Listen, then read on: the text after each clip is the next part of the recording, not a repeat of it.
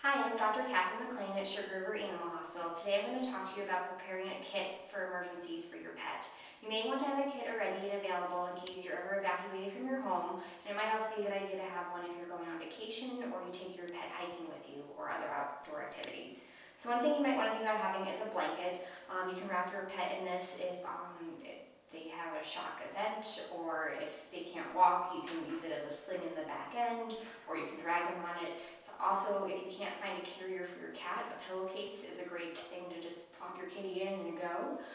Bandage material is also really nice to have in case they have an abrasion or they hurt themselves. You might want to get some gauze at a drugstore. It will be brown, or a stretchy material like this. Also, vet wrap is great because it's self-adhering. And tape is always handy to have. You want medical grade tape, not like Scotch tape or anything like that. Non-adhesive bandaging is also helpful. You can put it directly over a wound, and you might want to have some antibiotic ointment like Neosporin. Also, gauze can be helpful to help clean abrasions, and you don't want to really put like straight alcohol on it, but sterile water or saline is a good idea. And a bandage scissor or some type of scissor is always great to have handy. Other things you might want are some gloves so you aren't touching a wound. You might also want to have a thermometer and some lubrication in case you need to take your pet's temperature if anything has an infection or it's in some type of shock event. That's really handy to have. Also, ice packs. If you ever need ice packs, we have tons of these at the clinic. You can have them for free if you want. But it's good for swelling. Also, if your pet's really overheated, you can put it on paw pads or by the ears.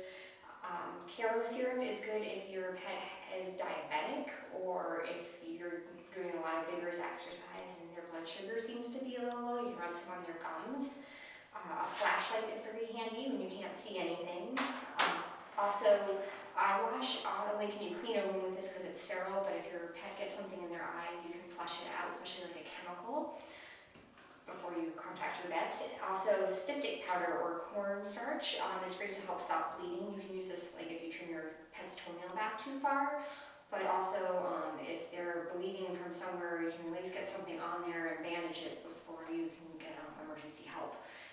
If you want any more ideas or a list, you can visit our website or visit the Vermont Disaster Relief, which is called VDART, and their website is vermontdart.org, and they have tons of tips to help you. Also, you're going to want a copy of your pet's vaccinations, because if you do get evacuated from your home, you will not be able to enter a shelter without at least proof of rabies. And it might be handy to have your vet's phone number written down somewhere where you can quickly contact them if you have a problem.